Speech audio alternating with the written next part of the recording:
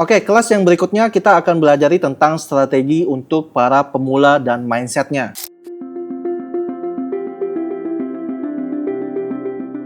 Nah, kali ini aku bakal sharing ke teman-teman strategi paling sederhana dan mindset dalam trading di futures. Yang pertama kali harus kalian fokuskan adalah pada pondasi dan sistem, bukan soal masalah profit cepat. Karena yang paling penting adalah memahami bagaimana cara gameplay atau cara bermain dalam trading futures. Karena menurut aku trading futures itu bukan untuk para pemula yang bahkan kalian tidak memahami cara menggunakan aplikasinya pasang TPSL misalnya.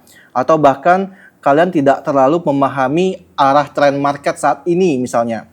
Nah, jadi paling penting adalah sebenarnya bagaimana kalian bisa mengatur risk management, terus kalian bisa mengatur money management, dan juga kalian bisa mengatur yang namanya pengoperasian dalam futures. Intinya teknik-teknik dasar lah teman-teman. Jangan sampai nanti kalian even belum bisa belajar mengapung, belum bisa belajar berenang, tapi kalian langsung celup ke dalam lautan, ya tenggelam teman-teman. Nah, untuk strategi pemula yang aku bisa saranin yang paling pertama dalam trading futures adalah trading dengan searah trend market. Dengan begitu kalian akan lebih safe ya. Karena kalau aku pribadi punya prinsip, jadikan tren itu sebagai temanmu. Karena dengan begitu kita akan cenderung lebih nyaman tradingnya ya. Follow the wave aja gitu loh. Karena kalau kita kontra the trend, biasanya itu yang paling sering terjadi likuidasi. Dan orang-orang paling sering dapat risiko besar itu ketika melawan arah. Dan aku pribadi juga selama ini trading selalu dengan mengikuti arah trend market lah. Dan itu adalah probabilitas yang selalu terbaik buat aku pribadi. Terus yang berikutnya, hindari trading di saat marketnya volatile. Misalnya ketika news muncul atau ketika mungkin FOMC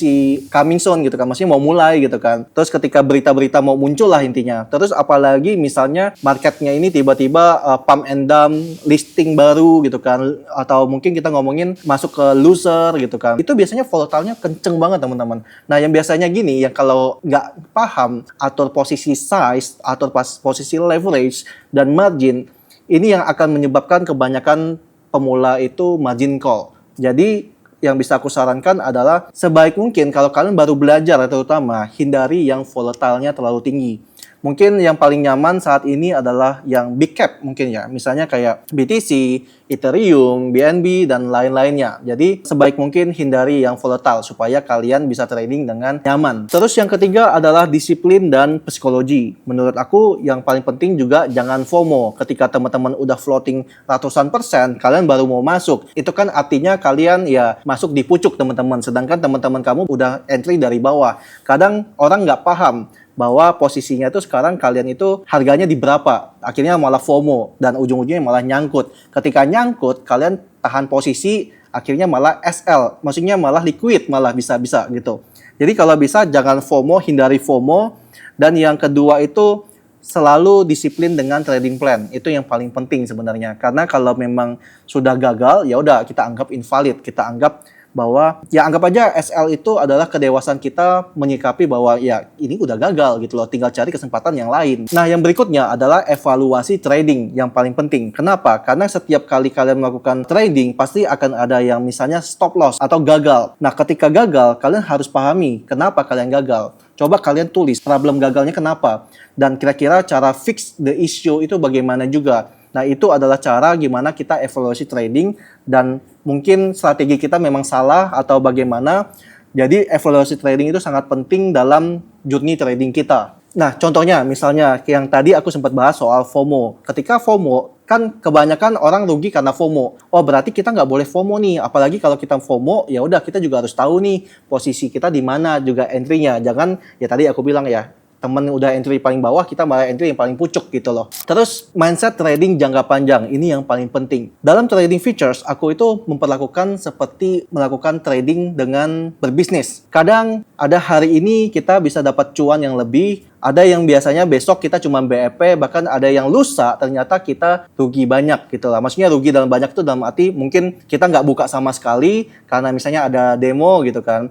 Nah, tapi poinnya trading itu kalian tidak bisa samakan yang kayak wah setiap trading bisa atau setiap momentum bisa kalian masuk.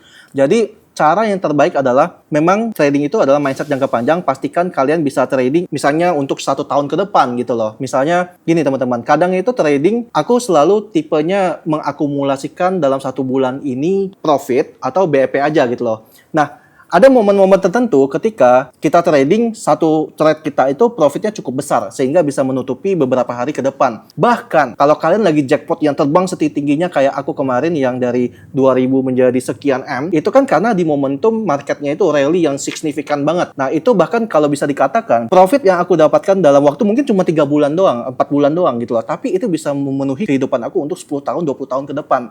So, intinya trading yang paling penting adalah kalian mindsetnya jangka panjang, harus bisa bertahan hidup gitu loh, dan jangan sampai one shot one kill. Dan tentunya ketika trading, capital itu adalah nyawa kita. Once capital itu habis, kalian mau dapat dari mana lagi guys? Nggak bisa trading lagi. Dan cari capital, ya kita harus bekerja. Dan kita semua tahu bekerja itu sangat berat dan sangat susah. Maksudnya ya kalian tahu sendiri, misalnya UMR atau something gitu loh. Jadi intinya jangan punya mindset untuk one shot one kill, dan karena kalau sampai itu terjadi, ketika semuanya hilang, penyesalan itu baru datang ketika ya kalian dihamburkan sama market. Kalau aku punya analogi bahwa ya sama seperti menanam pohon. Ya, tidak bisa langsung besar dalam semalam. Butuh waktu, kesabaran, dan perawatan yang rutin. Intinya, ya begitu juga dalam trading. Dan intinya, teman-teman, di kelas terakhir ini, pahami tentang sistemnya, sistem cara bermain features-nya. Kedua, kita harus tahu strateginya seperti apa. Nah, yang sederhananya udah aku jelasin tadi. Ikuti tren, hindari market yang lagi volatile, dan juga soal masalah evaluasi trading, itu juga penting.